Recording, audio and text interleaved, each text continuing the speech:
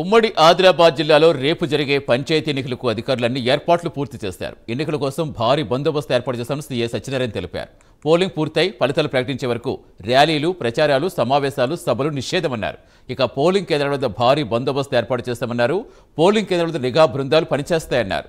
మొత్తం 550 మంది పోలీసు అధికారులు సిబ్బందితో పాటు మరో 200 మంది ఇతర శాఖల సిబ్బంది విధులు నిర్వహిస్తారంటున్న సీఏ సత్యనారాయణతో మా correspondent Chandrasekhar face to face.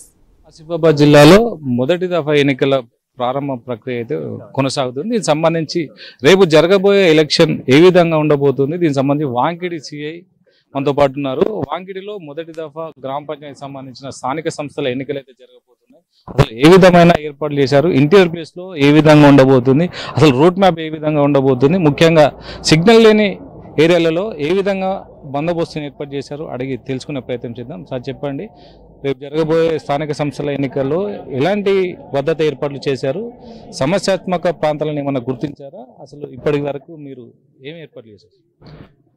ఇక్కడ వాంకిడి మండలంకి వచ్చేసి మనకు ఫస్ట్ క్రిటికల్ అండ్ సెన్సిటివ్గా డివైడ్ చేసినాం. ఈ క్రిటికల్కి సంబంధించి మనము ఆ పోలింగ్ బూత్కు స్టేషన్లో బందోబస్తును కొంచెం ఎక్కువ అరేంజ్ చేసినాం.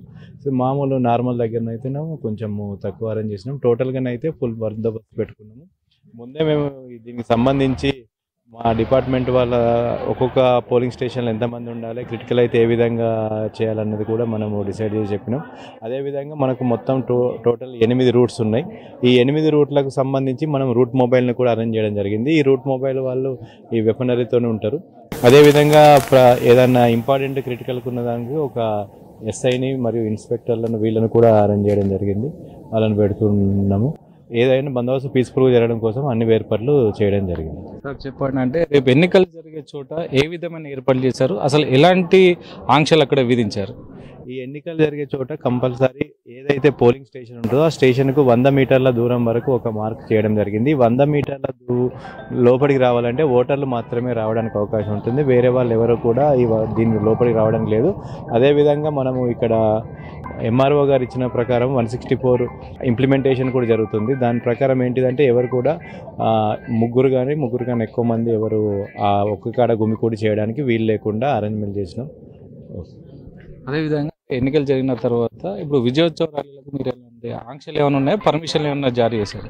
ఈ విజయోత్సవ ర్యాలీకి కూడా ఎటువంటి పర్మిషన్ లేదు. కంపల్సరీ ఏదైనా చేయాలనుకుంటే మాత్రం ముందు ఈ ఆర్ఓ ద్వారా పర్మిషన్ తీసుకొని ఆ పర్మిషన్ తీసుకున్న వాళ్ళు మాత్రమే చేయడానికి అవసరం ఉంటుంది. ఒకవేళ అట్లా కాకుండా ఏదైనా ఉంటే దాని మీద యాక్షన్ తీసుకోవడం జరుగుతుంది. ఓకే, ఏదేమైనా కూడా ఎన్నికలు అయితే ప్రశాంతమైన వాతావరణంలో జరిపించేలాగైతే ఇక్కడ వాంకిడి సిఐ అయితే చూస్తుంది. దీనికి సంబంధించిన అన్ని ఏర్పాట్లు అయితే చేశారు.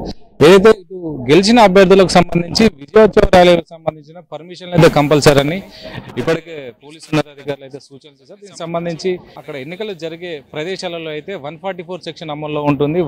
100 మీటర్ల దూరంలోనే ఆంక్షలు ఉంటాయని అయితే ఇటు సిఐ చెప్తున్నారు. ఏదేమైనా ప్రశాంతమైన వాతావరణంలో ఎన్నికలు జరిగేలా చూడాలని అయితే ప్రజలను కోరుతున్నారు. కెమెరా పర్సన్ సతీష్తో చంద్రశేఖర్, ప్రైమ్ 9 న్యూస్, కుమరం, ఆసిఫాబాద్.